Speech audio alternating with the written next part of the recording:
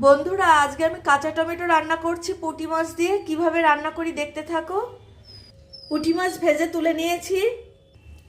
সেই তেলে সর্ষে ফোড়ন দিলাম, একটা শুকনো লঙ্কা ফোড়ন দিলাম, কাঁচা টমেটো দিয়ে দিলাম,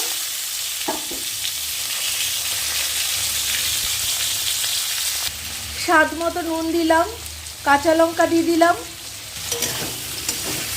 এটা একটু কষিয়ে নেব। পরিমাণ মতো হলুদ দিলাম।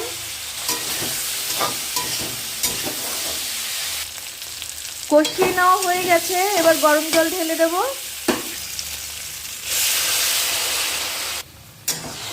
এবার একটু ঢেকে দেব। ভেজে রাখা মাছগুলো দিয়ে দিচ্ছি, এবার একটু ঢেকে দেব। রান্না রেডি। তোমাদের যদি আমার প্রোগ্রাম ভালো লেগে থাকে তাহলে লাইক করো, কমেন্টস করো আর শেয়ার করো। ভালো